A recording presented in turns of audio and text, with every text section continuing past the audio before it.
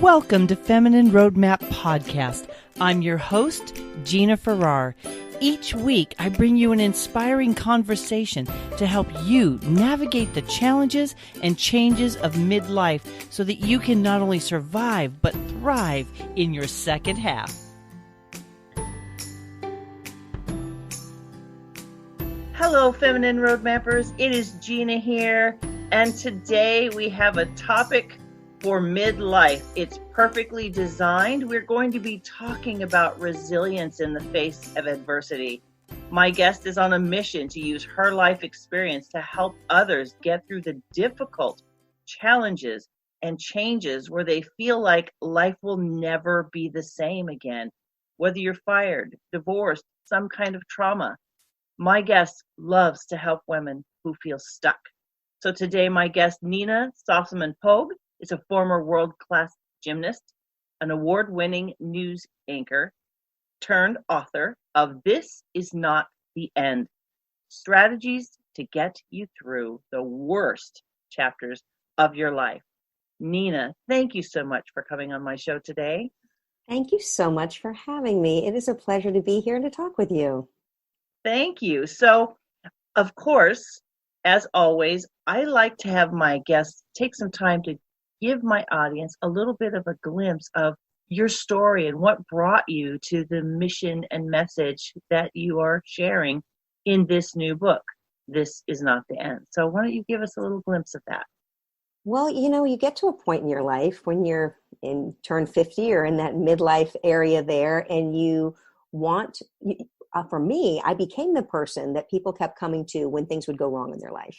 And so I found myself with a knock on the door in the morning, and it would be the 40-year-old guy next door who just gotten fired going, I just got fired. I've got 3 kids. You know me. You know my wife. Can you help me reset? Or I would find myself at the office with a 30-minute sync on my calendar with people that I barely knew saying, I just want to talk with you. I was going through this thing. I was hoping you could help me think through it and figure a way forward. And so the more that became a bigger part of what I enjoyed about my job and my career than what I was actually doing with my job and my career, I thought, I can't help everybody one-to-one. And I wasn't sure I knew exactly what the answers were. I knew I was helping people, but I hadn't really organized my thoughts in a way that I could hand it to someone or get consistent about that. And my kids were older and heading off to college, and I wanted them to have this knowledge. Like, what is it that I know that other people don't know? Why am I that person? So I did some time to sit back and think about it and organize my thoughts. And the book became that organizational structure. And then I got a writing coach who helped me really. I had been a journalist. I had written a 5-part series, investigative journalist, and done lots of big data sets and gotten them down into consumable information. But this was just a lot of thinking and things I've read and things I had done and things that I'd gone through in my life. I didn't know how to organize that in a way that I could put it out there and make it useful. So I worked with someone to do that. And then it was really cathartic to do that, to kind of revisit all the different things, but also really became something that I have found is very useful. The feedback has been great from people who've read it, from young college kids who are going through tough things or feel like their life is ruined because they, made an ass of themselves at a party, or maybe this CEO or someone who their whole company's going under and they feel like a failure because, they have to let people go. So from one extreme to the other, the book is helpful in that. And so the journey to get here was not all of the success that I've had in my life, because most people know me from my successes, but actually tapping into all the failures and how I went on to have success after each one. So I will often explain it to people as I was on the U.S. gymnastics team, but I didn't make the Olympic team. That was a horrible, devastating event in my life. And then I was the top NCAA recruit in gymnastics, but then I blew out my knee my freshman year. And then I became a news anchor and was a very successful news anchor. And Charleston's favorite, I'm in Charleston, South Carolina, Charleston's favorite news anchor, voted that, 10 years in a row. But then I was let go in budget cuts. And then I've been through a divorce that was very public because I was on TV. And then I, rebuilt and got out of television after a very traumatic accident. We'll tap into that maybe later, and don't want to lead with that. But I was in a very traumatic accident that was very public. And so when I got out, I got into tech, and then I had great success in tech and became a vice president of a company. And we took it public. So people always look at the successes, but they don't look at the down. So the book is really about the really heavy stuff that you don't usually talk about, how that actually makes you who you are, makes you stronger, and how to lean into that a little bit, and how to figure out how to make a divorce or a trauma or getting fired, how to create your own script going forward, how to create a future success after something like that. Because we know people that they get stuck in that moment, that never get past a divorce, or never get past the death of a loved one, or never get past something big that's happened in their life, or because they're so defined by wherever they were in that moment. So this book is about, how do I help people? I couldn't do it one-on-one, and I couldn't sit enough college kids down on the end of my dock and have this conversation and tell them, really, your life is long. It's not over, baby. I promise, but I had to figure out a way to hand that to someone so they could see it for themselves. So that's what this book is all about. I totally agree how we do this as people, right? We look at all of the highlights, like the highlight reel of people's lives, and we compare ourselves to other people's highlight reels. And so often there's this story behind the highlight reel. And that's where the real gems are. That's where the reality of living is being created, right? That's where the resiliency, the courage, and sometimes the overwhelming fear and the traumas, we're being defined by it, as opposed to using it as a tool. And it sounds like what your book is taking people through a journey of how they are becoming. That's really what our trials are. We don't get to choose the trial, but we do get to choose how we respond to that trial. Correct. What the outcome is in our lives. And I know for me, when I don't control my thinking in the midst of the trials, that's where I end up off the rails and the bottom of some mental ditch somewhere. So what are some of those tools to going through adversity that you have used and that you share? Because it's going to come. Right. Right? Yeah. So I break it down in different chapters, and I actually say at the beginning of the book, I say, if you're a college kid, just read chapter 6. Let me help you with some perspective here, because this is not like, this moment in your life is not going to feel like it does 5 years from now when you are older and you look back and go, whoa, that was a really crappy chapter. Like, that was a really tough time in college. I made bad choices. Like that, it becomes a story you tell. So I talk about that perspective piece. And chapter 6 is my favorite chapter. I do the math around it. So, and I love this for older folks as well. I'll get back. I have a great analogy that I want to add in here, my book analogy, but I'll get to that in a moment. So in our lives, each day in our lives, there's, 365 days in a year. Everybody's year, we all have the same amount of time. But when you were a kid and you were 10 years old, and those summers just felt like they went on forever, and those days were so long and magical. Well, that is real for that kid, because that 1 year of that 10-year-old's life is 1/10 of their whole life experience. Now, when you're 40 and you're a mom and you're parenting a 10-year-old, that year is 1/40th of your life. So your 1/40th, the same 365 days, is 1/40th of your life, but your 10-year-old, it's 1/10 of their life. So when they're like, you're ruining my life, it really does feel like it. It feels very real to that kid. For all these college kids who go through tough stuff, for the percentage of their life, that is a big piece. 4 years of college is a huge percentage of their life experience. Now, is it going to feel like that when they're 50 and they're putting their own kids off to college? No. But right then, it's all so immediate. It feels like it's so real. And for that 40-year-old mom, the life does seem like it's going faster. It is real that their days seem to be like they go by so quick, and the summer's gone so fast, and we planned out a whole year, and now we're making new goals for the next year. How did you get here so fast? So as you get older, each day is a smaller percentage of your life. Each year is a smaller percentage of your life. That's very real. So I do the math around that. And that really is helpful when you're in the middle of it. So for instance, when I was a gymnast, and I lost gymnastics, I blew out my knee, and I was in college, I was 19. Gymnastics had been my whole life since I was, 5 years old. So it was more than 80% of what I knew of life had been in a gym. Felt like everything. Well, when I'm 50, and I look back on that now, that 80% is now about 28% of my life. And I've been parenting kids for a longer amount of time than that, and had, at least 20 years of kids at home in my house before they went off to college. So I do a lot of math so you can just see how long life is and how it looks so different when you have some perspective. I do that. And that's one of my favorite tools or tips that I help people with whenever we're in the middle of something. This is just a really bad piece of it. 5 years from now, when you look back on it, it's going to be part of your story. And then the other thing, one of the other most helpful things that I try to help people with, and I do this when I speak all over the country, and I kind of stop the whole audience at the same time and talking with you, your whole audience. Just stop for a moment where you are in your tracks and picture the book of your life. What does that book look like? How big is that book? How thick is it?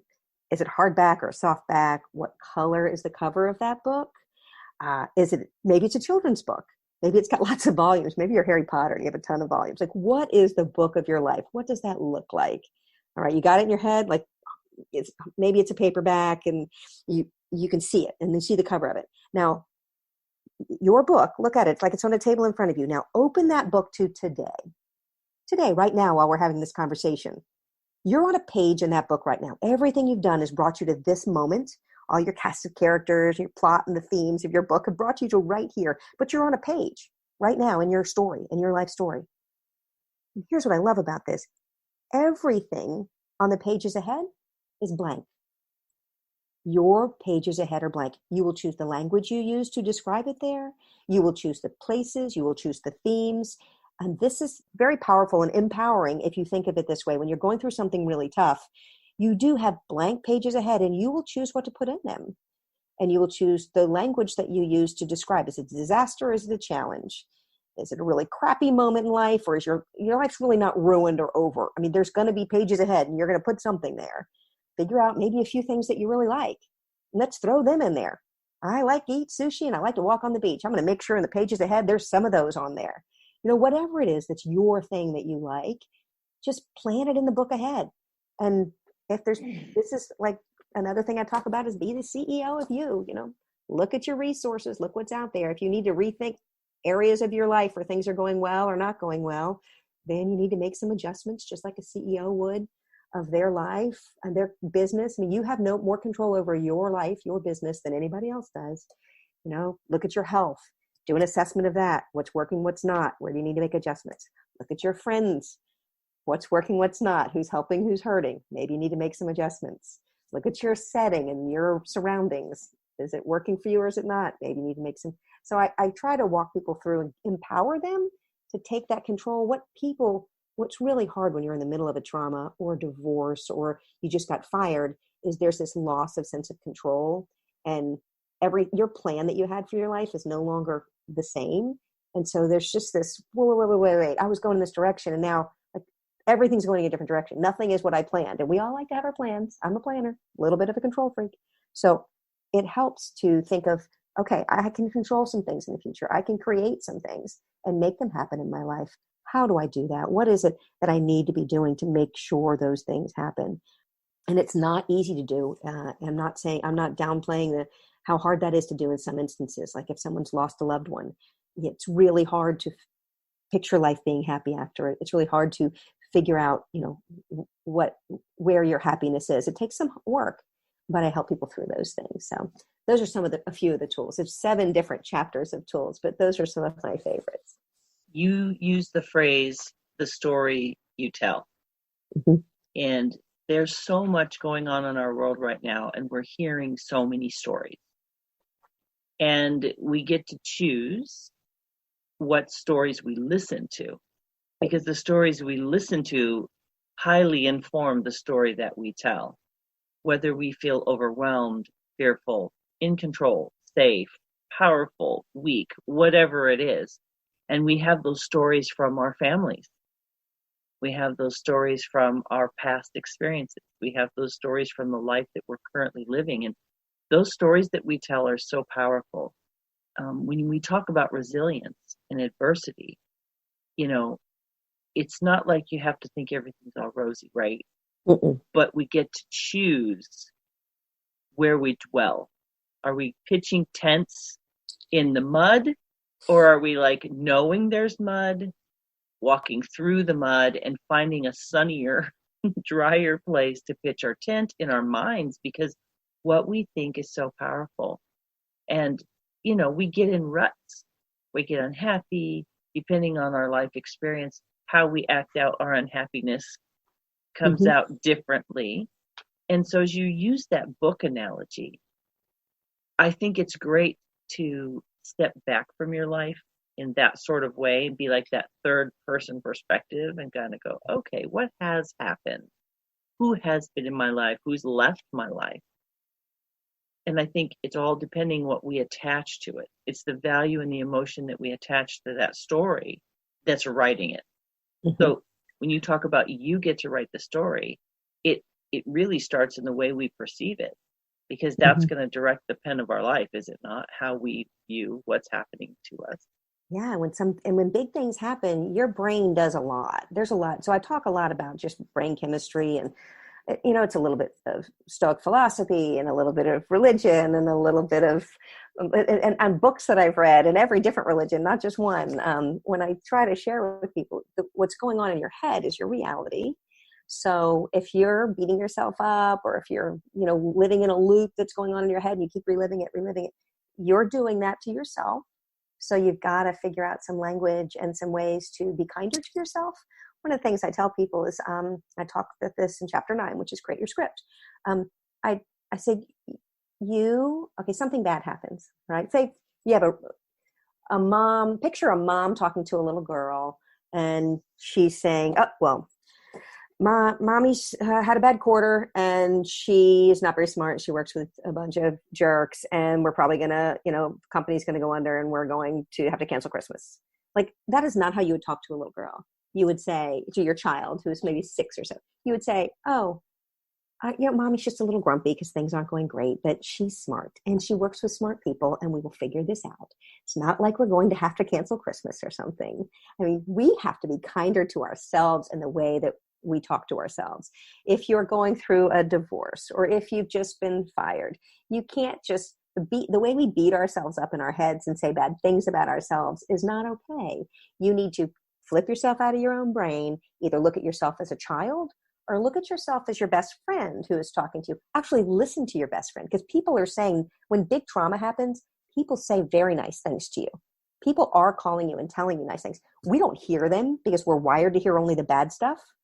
That is just the way we are wired. Like, people can say nice things to you all day long about how great you are, and one person's like, your butt looks big in those pants. That's what you remember when you get home at night. It's so bad, but it's so true. So we need to be kinder to ourselves. What would your friend say to you? Get out of your own head for a second. What would a kind friend say to you in this situation? What would you say to a child in this situation? Whatever it is, just take yourself. How would you explain to a child what's going on at that moment? And then say that to yourself. Let yourself be a little kinder to yourself. And when we do that, then that can become our script. And one of the things that's really difficult when you go through a big trauma is you walk out into the world after something happens. Say you were pregnant and you had, or your child, or for this audience, a divorce or a death, or as soon as you step out, your spouse dies, as soon as you step out into the world, everyone's going to go, oh, how are you? And there's no good answer to that. So I talk about that. Like, if you say, oh, I'm fine, they're like, oh, she's not dealing with it. If you say, oh, I'm really struggling, they're like, oh, she needs help. Like, there's no way to answer the question well. Like, what do you do? So I talk about how, one, talk to yourself like a child, figure out a nice thing to say, and then create a script for that. And then practice it over and over. So every time you walk out, you have that script. And usually I suggest you start with yes, because people like to think they're right. So how are you doing? This must be horrible. So you just start with yes. And then you say, it's a very difficult time, but I'm getting through it, or I have some help, and it's not something I'm ready to talk about right now, but thank you. How are you? And you flip it back over to them. Like, you need your one sentence that you can just roll off your tongue that puts you back in control of the situation, and then lets you be out in the world. Because otherwise, it just all day long, whatever they say, as soon as someone says, how are you? You relive it in your head, whatever it is you've gone through. An accident, you've been mugged, you've got a divorce, whatever the thing is that's spinning in your head when they say, how are you? You need to not relive it every time someone says that. So I suggest, and I have all different fun scripts put in there too. But the easiest one is always, yeah, difficult time. I'm really not ready to talk about it yet, but thank you so much for asking, how are you? And if you use that enough times, they say, oh, wait, but no, like, I'm really not ready to talk about it, but how are you? Like, they will get the picture. Even the real jerks get the picture after 2 or 3 of that. And it puts you back in control of the situation. And a lot of what we need with trauma, or with any situation that's change of plans, is to have some sense of control.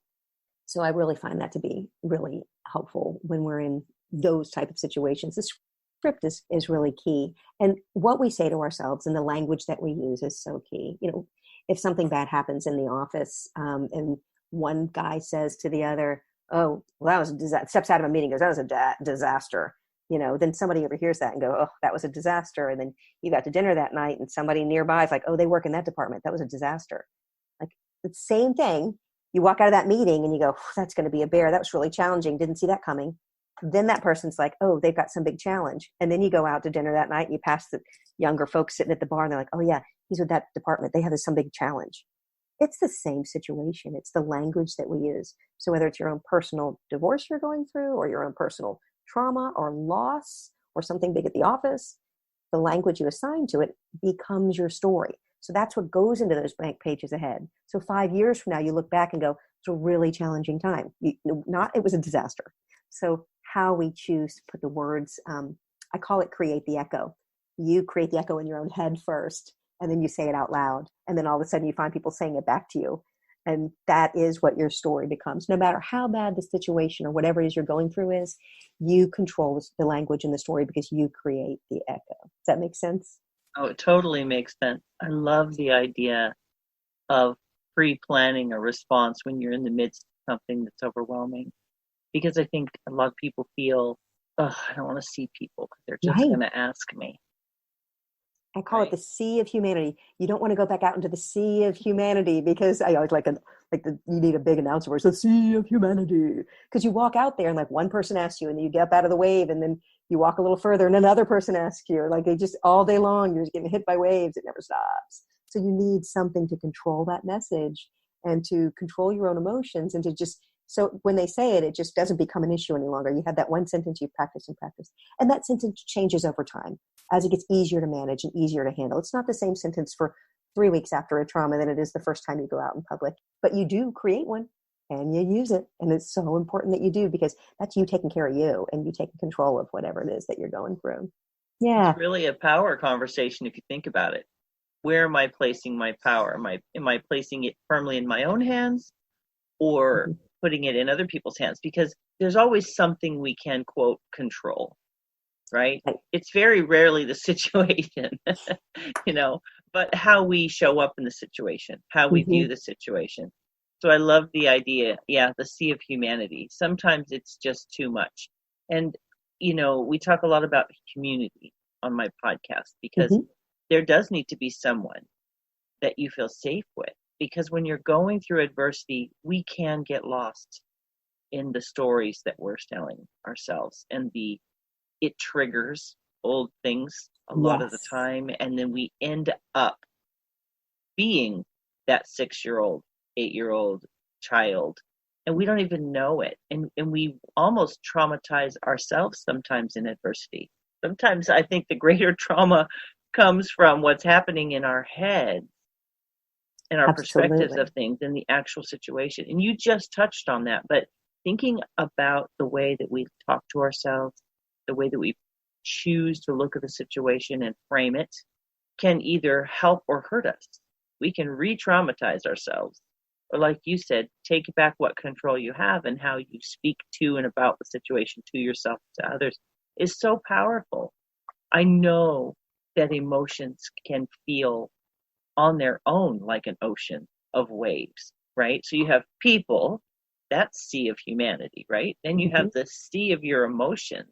And it's kind of like there's stages to that sea, right? It feels like you're never going to get over a wave when adversity hits, right? It does. The overwhelming piece. That is. And actually the first chapter, after I kind of set the stage for this, my very first chapter is let's figure out where to put this in your head because it's rattling around in there. And until you figure out where you're going to put it in your head, it's really hard to go forward. You don't want to make it a part of you, especially when something really bad happens. You just don't want to make that a part of you. You don't want it to be part of your story. This was not part of your plan. This is never like, you know who you are and you know how you define yourself and how you label yourself and where you want to go in the world. And when you're derailed, like big derailed, you don't want to put that in your head. So you can't go back, unless you have a time machine or, the Flash and can beat the time, go back in the time speed continuum. Like you're stuck going forward, folks, with the rest of us. So you have to figure out how to move forward, and you have to figure out where it fits in your head. I always think of, you remember that old game? Oh, this is the perfect audience. Yay, I love talking to your audience. Okay, do you remember Perfection? Yes. Where you had all the little, I always picture like inside of my brain, it's like one of those, and I have like the square that's fit in the circle, and I'm like trying to fit it in somewhere in my brain. I can't find the right spot for this piece. It doesn't fit in any of them, and I'm running out of time. It's going to pop before it's going to pop and freak me out. Yes, and freaks out. Though you play the game 50 times, why do we still get scared when it goes and does that? It's crazy. But I think of that, like when there's a bad thing that happens, it's like in our head and it's trying to fit in somewhere. We're not letting it in. It doesn't fit anywhere because it's not part of our plan. So how do we do that? And so I talk about, you don't have an option. You've got to figure out how this piece that doesn't fit in fits in. You got to let it in a door or let it in a way. And then let's come up with the language we can use to accept it as part of us so we can start moving forward until you can't go back and you're going to have to move forward. And, there was a you before this thing happened. There's going to be a you after this thing happened. Like, let's start figuring out where this is going to fit in so we can make those plans to go ahead. But that's where that's really one of the hardest things to do. Mm-hmm. I love that analogy. Word pictures are the best way to help us kind of wrap our minds around things, aren't they? Yeah. I'm very visual. So I use that throughout the book. I need those visuals. Here's one that you tapped on a minute ago, but I wanted to make sure I shared with you. So one of the problems we have, especially, I think, perfect for your audience and for you and for me and all of us women in our 50-ish, I think that one of the things that we do when we get to this point in our life is think about the time we have left and all the options that we have. And then we look back on the choices that we made before. So here's my favorite analogy for that. And I've read a bunch on this. I've read a bunch of books on why this works and why this doesn't, why some people have happiness and some people don't. So did you know that Starbucks boasts that they have 80,000 different varieties of drinks you can order? 80,000. Okay. That's how many they say they have. So if you decided you wanted to try them all to figure out which one was best, you could drink 2 a day for 109 years. You would literally die before you found the perfect drink for you. Okay. There's no way you could do it. So if you think about that, so there's so many options. It's way too many for you. Maybe just go to the lattes and find one that you kind of like and stick with it, whatever it is. But once you get it narrowed down to, say, the lattes, or you choose something you like, to spend time thinking about all the other coffees that you didn't choose is just taking energy away from getting to where you want to be or liking the coffee that you did choose. You can't spend all your time thinking, oh, maybe I should have gone with the flat white. Like, really? Just you need to not think of every other combination of whatever. I don't know Starbucks coffees that well, so if I said that wrong, I apologize. But but thinking about all the other versions of coffees or drinks or teas that you could have is not a healthy thing for us to do. Once we choose something, and we've made choices in our lives, and we've been really happy probably in parts of it, and so something goes wrong and we start questioning everything. No, it's a choice we made. The choices we made, we need to be happy with those choices and go in that direction. People who choose something and then reach that goal actually that is what the success is at some level. It's your own goal and you get there. It's the people who don't have goals or don't know where they're going and just randomly think about all the other things that they could have done, or maybe I should have done 5 other things. That's where we have a really difficult time, especially in midlife, when we're thinking about all the careers we didn't choose and how many kids we had, or if we chose not to have kids, or, what kind of school did we send them to, and what kind of career did we choose, and did we keep working or did we stop working? And, we start thinking, like, rethinking all this stuff. We make choices and it's just the lattes, people. We chose the lattes. We went down this road. Be happy with them. Be excited. Like, you can choose something different in the future, but narrow it and then go in that direction. So one of the things I think that's really difficult is people, when we have all this social media, we're comparing ourselves to each other in a way that we didn't used to, like catching up with high school friends we haven't seen in 30 years. And all of a sudden we're jealous of something. What was that? I didn't even care about this person 5 minutes ago. And now they're taking a better vacation than me. Dang it. Like, why do we do that to ourselves? It's so not good. So yeah, the idea of options and going down a road and choosing that road and being happy with the road you've chosen is a lot of, remembering the joy and the good times and thinking about putting some more joy and good times in the future. That's really important. We can get caught up in all the what ifs, and it's really unhealthy. All the time you spend worrying about the stuff is not time you're spending either getting to where you're going or enjoying what you have. And the people who are like this, the ones that are stuck in the what ifs, we all know them, love them, go have a glass of wine with them, but distance yourself, people. Those people are not going to bring joy into your life. They're just not, their family, you're stuck with them, but that's the truth. Such a good point. This point in life, this midlife, second half, prime life, use whatever moniker you want for it, is about either perceiving the multitude of options. What are you going to do with your life? Instead of being 18, now we're in our 50s. We've raised families, had jobs, built businesses, done whatever, maybe been through a marriage or two. We have all this experience, and it's like, you're like 18 again, but with tons of knowledge. It's more confusing than the first time somebody asked you that question. And now we have that biological clock is ticking. That the game's going to pop in a minute. Right? And we get to freak out because we're like, I don't have enough time. Pick a latte. I love it. I'm literally probably going to put that somewhere in my house. Just pick a latte. Just be happy with it. Find joy there. Be happy with your choice, I love that idea that you're right where you're supposed to be. Yeah. And everything that has happened, whether it's good, bad, or ugly, it has shaped us into who we are. In other words, let's take this down to this microcosm. I start a podcast. I move along knowing not things and I figure it out, right? Not a techie person. You and I started our day trying to figure out what the heck technology was doing. We figured it out. We were in alternate universes on the same link, but not. So, you go through these experiences and you've lived this life that's so different from mine. I got married, got pregnant like 20 days later, which wasn't on the plan. But then I thought, okay, I'm all in. We're going to have kids, obviously, because here they come. And then I homeschooled my kids, and I chose not to build a career or a business or write a book or do whatever. I'm starting this whole journey after 50.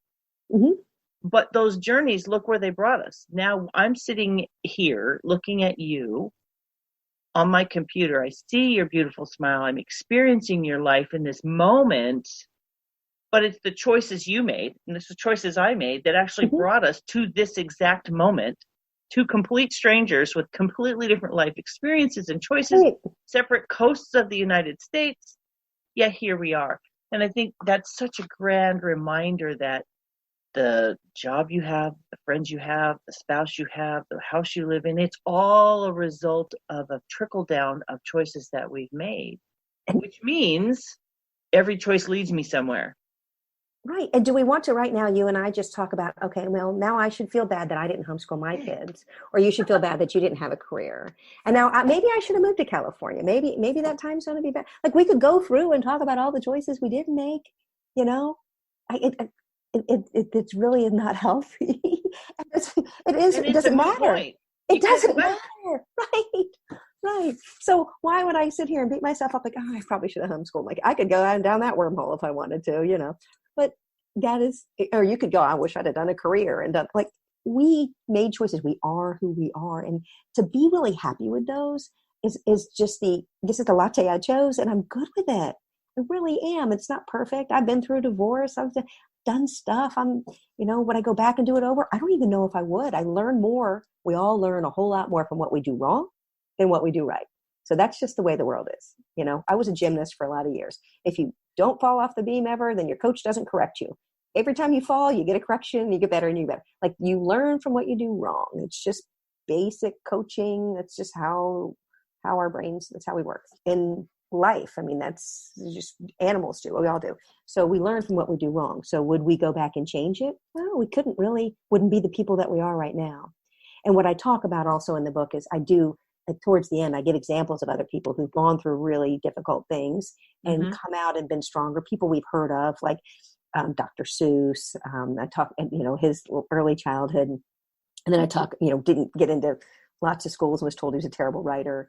I talk about Oprah, born into poverty, molested as a child, pregnant at 14, loses a baby, gets fired from her first job because she's too emotional. How does she go on to be Oprah?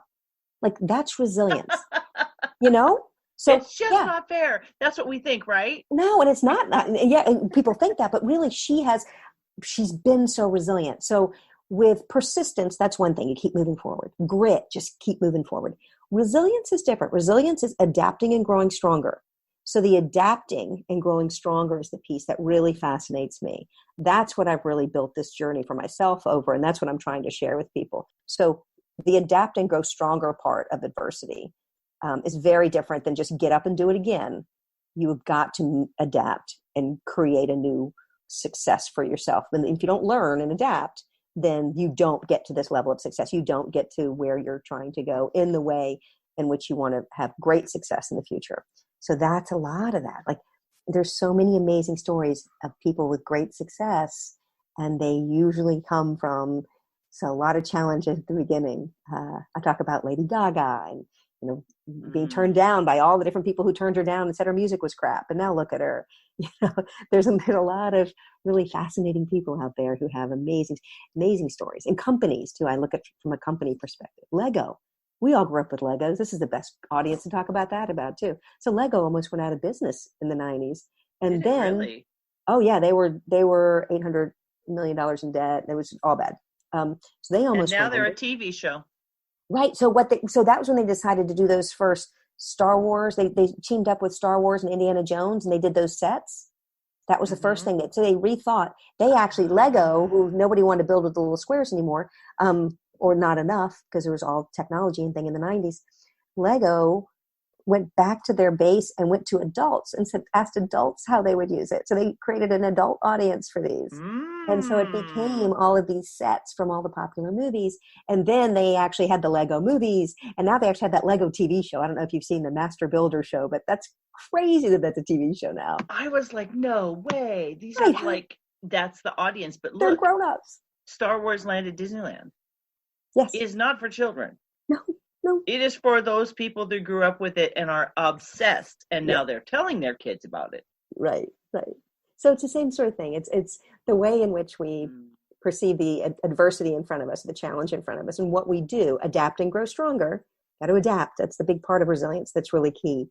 And it is throughout history. So when something hard happens or some big change happens, we all learn to do things in new ways, and we get stronger on the other side.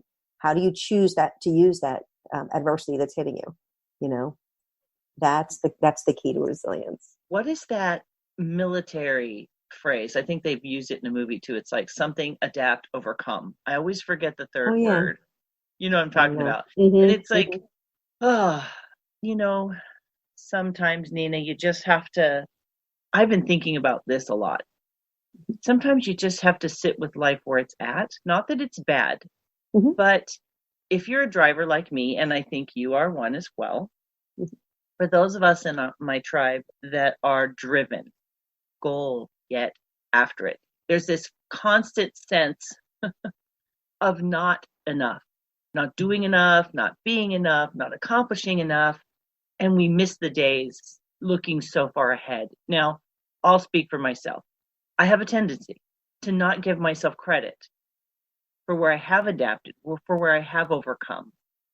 I might look at certain big things and anchor in on those, but it's like when we're talking about resiliency, it's a constant dance. It's a constant recognizing, it's okay if I'm not slaying it and killing it every single day, because it's not even possible.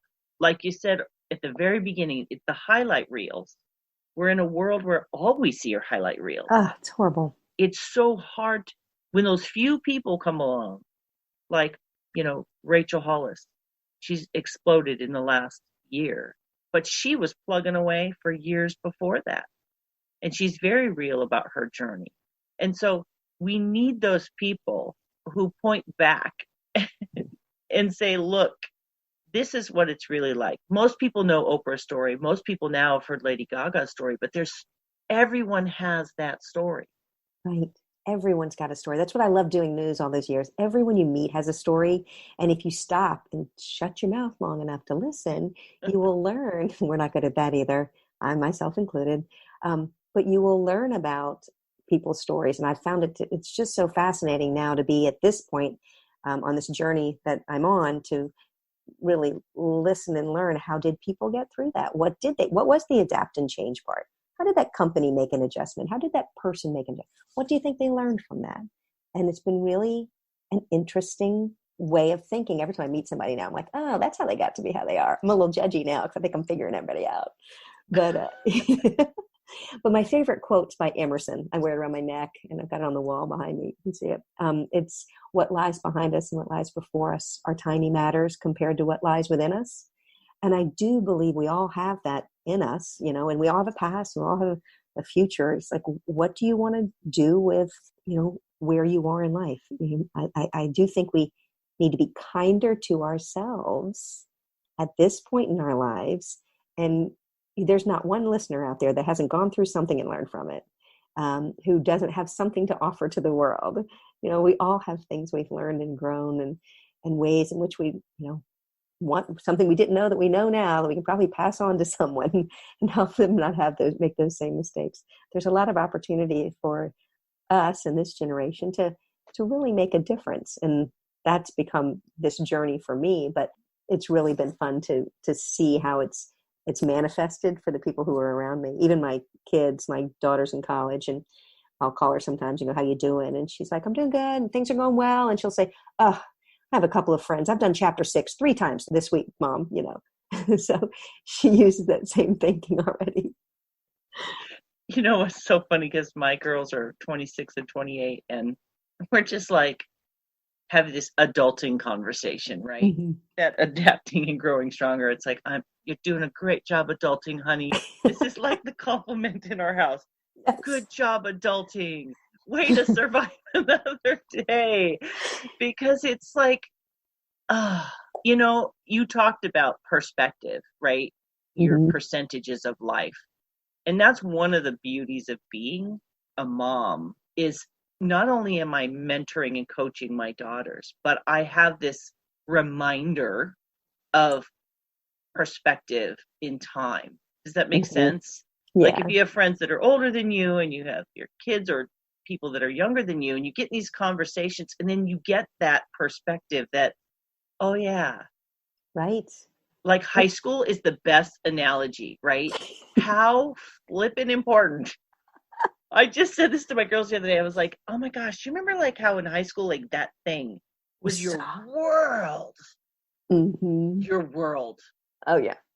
The sun was going to never rise again. If this thing, right? Which, dude, there wouldn't have been much sunshine because I didn't have a lot of boyfriends. Good thing the sun wasn't dependent on my love life. But it's funny because you get in seasons of life, and where we are, Nina, right now, there's mm-hmm. a lot of comparison on a different level. How successful your kids are, how successful, you know, what kind of house you live in, what kind of income do you have, what are your numbers, whatever those numbers are for this season in your life. Quit asking me that question. I don't care, you know, but it's like we get so out of whack and we lose perspective. Mm-hmm. That's what I'm hearing you say. It's like, it's really about recognizing this isn't the destination. It's just a part of the journey. And every journey has its roadblocks, its detours, its scenic parts, mm-hmm. right? So I really try. We have a gratitude jar, or just like a celebration jar. And I started it. This is our 3rd year. And we've kind of forgotten to use it. And I'm like, okay, guys, I know we're all on lockdown because we're recording this in March of 2020. You know, we're all on this lockdown, and it's so easy to get overwhelmed and lose sight of the book we're still writing. And we actually have this weird moment in time where we could do a whole heck of a lot of writing in our own life because you can't do anything else anyhow. Right. It is an opportunity. And when big things like this happen, or what I call the this is, that's why it's called This Is Not the End. Whatever you're dealing with is your this. This is certainly a big this. When big things happen, we will figure out where that fits into our life. And sometimes you call it a roadmap. I use my book analogy. Like, where does it fit in your book? And if you opened your book, if you're like me, I'm in my 50s, like I'm in the middle of that book. I'm not in the end of it. You know, I got a lot of blank pages ahead. I'm going to figure out where this fits into. It helps me put it in perspective. But a big this, which is something, it's a plot twist. You said this is a plot twist. None of us planned for it. What are you going to do with this plot twist? One of the best things about a plot twist is the reader or the viewer, like whoever, you have all the options. No one's going to look at you differently if you do something totally different, because this gives you a reason to do so. You now have license to do something crazy. They like take up knitting if you don't knit, or learn to do the cha-cha and you're living, like whatever. Like, no one's going to look at you crazy. You can do something really fun. But anytime something big happens, a big this, you do have license to make changes. And it does give you an opportunity to reassess those things that are going right and wrong. Take a moment to look at your life and make some changes and make improvements. And what are you going to do with this? And 5 years from now, when you open your book and you look back at this chapter, what did you do during this time? Whether it's this time as we're having this discussion, or like when any big things happen, 5 years from now, when you look back at this moment in this chapter, which is a crappy chapter for a lot of people because it was not what was planned, what did you do with this crappy chapter? What did you change? What did you adapt? How did you grow stronger? Where did you use this opportunity for a plot twist, opportunity to make a change? This is an opportunity to spend some time, think about what's right, what's wrong, and what's going right, what's going wrong in your life, or even if nothing's really wrong, just to decide, reassess things and think what you could be doing better, how you help. I would like to think that we all look back on this moment or whatever you're doing. When you look back 5 years from now at any point in your book, hopefully you were doing something to help others and to help people around you. And I certainly hope that part of my story will be that I've done something to help when I look back 5 years from now. And I tell the same things to my kids. And this is what every day when they would leave for school, I would say, hey, go be you. Everybody else is taken. And I think we need to do that for ourselves in the middle of this too. We're all going to, wherever we are in our lives, whatever big things happening in your life, you're going to, do it your way. There's no right or wrong. We need to be kinder with ourselves with the right and wrongs and comparing ourselves to other. I don't think that there's a right or wrong for everybody. And my kids will get through it differently than your kids will get through it. And whoever goes through a divorce will get through a divorce differently than other people will. Big trauma, we'll all get. That's one of the things I talk about in the book as well. Your this is unique to you. And I'm just giving you some strategies to help put it in your head, create a script, figure out how to manage through it so you can take care of yourself. I think we should start a movement. And no matter where you're at in life, no matter where you're at in physical place, when something happens that you don't like, you just need to yell out, plot twist. I love that idea. I might have done that in the past at some point. We're going to start a plot twist movement. That is how we're. I love it. Just yell it. Just yell it, plot twist. Imagine how that would like jar your brain for that second. That would be so good. Yes. And it's like, it's not, no one's going to come and, burn my house down just because something bad happens. Like, it's a plot twist. I just got to figure out what to do with it. One of my daughters is a writer, and we talk about her writing and her stories. And so I ask her questions and, how is that developing? And every writer that writes fiction, right? Which I can't imagine. They just have relationships with these characters that they create, and they don't know what that character is going to do. And I'm like, how does that work? And then you realize, oh, that's my life. Yes, I am the character. I'm the main character in my story. That's how that works. I'm not even sure what I'm going to do. But, there's something to be said for allowing and yielding certain things, feeling what we feel, not beating ourselves up, and accepting that those cloudy days will come. I tend to like to look for the silver lining all the time. That's kind of my tendency. Yep. I use humor to cope. I think everything is funny, which puts me in, puts other people in awkward situations. I don't feel awkward at all when I laugh at something that nobody else thinks is funny, which makes it funnier. But anyway, so, whatever it is that your coping skill is, double down on that thing. Find the thing. I was talking about that gratitude jar. It could be something as simple as the other day, my girls, my computer decided to do an update when I stepped away, and I lost a podcast edit. Oh, no. And it was a lot of editing. And I was like, I can't believe it. And so my girls went and bought me a puzzle and the Mr. Rogers' Neighborhood book and a child's. We read young adult fiction because they're so fun.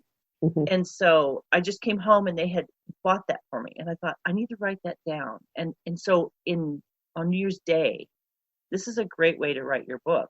Each day, finding something, a gratitude journal, do a gratitude jar with your family, little bitty things that we would forget, right? Like today, I ran a mile and didn't die, right? Which, by the way, is not in my jar. I don't run.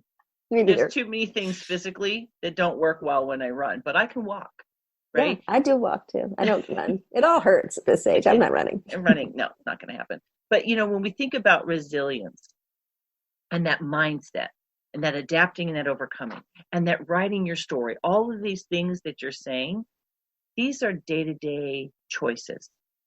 Mm-hmm. You mentioned Mr. Rogers a minute ago, and I have a quote from him in the book as well. I'm a big Mr. Rogers fan, but I'm going to read it because I have it sitting here.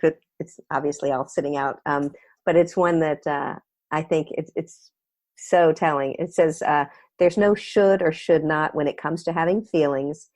They're part of who we are, and their origins are beyond our control.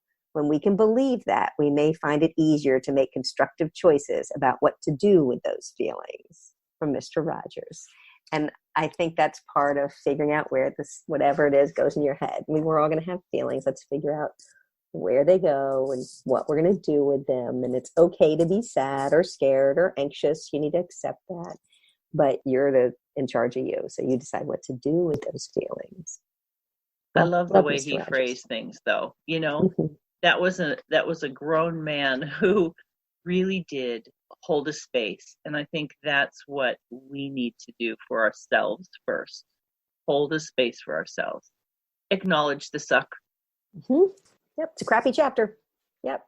We have to make sure not to deny ourselves, not to deny our feelings. Somebody put it this way recently, and I loved it because it's visual. Don't separate off parts of yourself. Take the wholeness of who you are. Yeah. And accept it. Change what you can. Accept what you can't change. And when do we let go of the shoulds? Yeah, and that's all the other coffee cups. You got to let go of the should. That's you just can't. If you spend all your time thinking about all of the shoulds, all the other coffee cups you didn't choose, then you can't find happiness with the ones that you have. You'll never find happiness with the ones that you have if you're looking at the ones you didn't choose. There's no way those two things can coincide. So if you want to find happiness, quit looking at all the stuff you didn't choose and find the happiness where you're headed down that road. There's no intersection of those two things. It's one or the other. You've got to, if you want to be, in a place where you're happy or feel successful or find some joy, you can't be looking at all the other coffee cups.